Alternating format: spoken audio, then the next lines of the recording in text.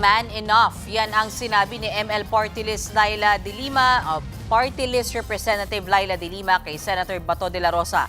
Hindi raw dapat gamitin ang Senado bilang sanktuaryo sa gitna ng banta ng pag-aresto sa kanya. Nasa frontline ang balitang yan si Marian Enriquez.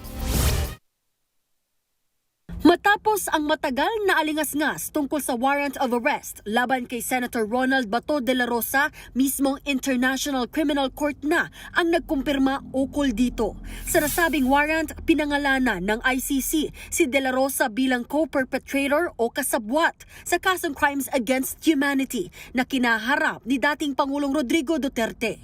The judges assessed the material submitted by the prosecution and found reasonable grounds to believe that Mr. De La Rosa is allegedly criminally responsible as an indirect co-perpetrator for the crime against humanity of murder. Ayon sa PNP, wala pa silang natatanggap na kopya ng arrest warrant mula sa ICC. Kailangan din daw sumailalim sa tamang proseso bago nila maihain ang warrant. May dalawang paraan dyan. Una, sa pamamagitan ng extradition proceedings na nangangailangan pa ng court order. Pangalawa ay sa pamamagitan ng probisyon ng direct surrender sa ilalim ng isang probisyon sa RA 9851. Maaaring isuko ng gobyerno sa International Court o Tribunal ang sinumang akusado nito. Kailangan din daw magkaroon ng official transmission ng warrant mula Interpol patungong National Center Bureau at Philippine Center on Transnational Crime. Pagkatapos nito ay i-convene ang DOJ, DFA, PNP at NBI, saka pa lang magkakaroon ng go signal para maipatupad ang warrant. Si ML Party List Representative Laila de Lima natatawa na naawa raw sa eksena ni Senator De La Rosa kahapon. Nung pinakita sa akin yung video na yan na naghahabulan at muntik pa nga siyang madapa, natawa ako noon. The scene as pathetic. Pathetic yung itsura kasi nasaan na yung angas mo dati.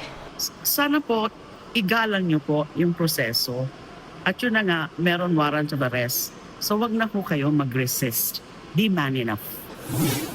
Giit pa ni De Lima, hindi dapat gamitin ni De La Rosa ang Senado bilang sanktuaryo, lalo't siya mismo ay minsan nang pinaaresto habang nakaupo bilang senador noong 2017 dahil sa illegal drug charges. Hindi po ako nagpakukup sa Senado dahil nandyan yung warrant of arrest at hindi ako sakop ng parliamentary immunity.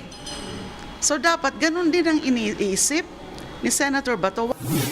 Pagtitiyak naman ng Malacanang, lahat ng mamamayan ay poprotektahan ng gobyerno, kabilang na si Bato. Pero dapat din daw hayaan ang law enforcers na ipatupad ang pagsisilbi ng warrant. Ang akusadong katulad ni Senator Bato ay humingi ng proteksyon. Lahat man po ay bibigyan ng proteksyon na naaayon sa batas. Kung naaresto man po siya, kung maaaresto man po siya, lahat ng karapatan bilang isang akusado ay ibibigay po sa kanya. Nagbabalita mula sa Frontline, Marian Enriquez, News 5.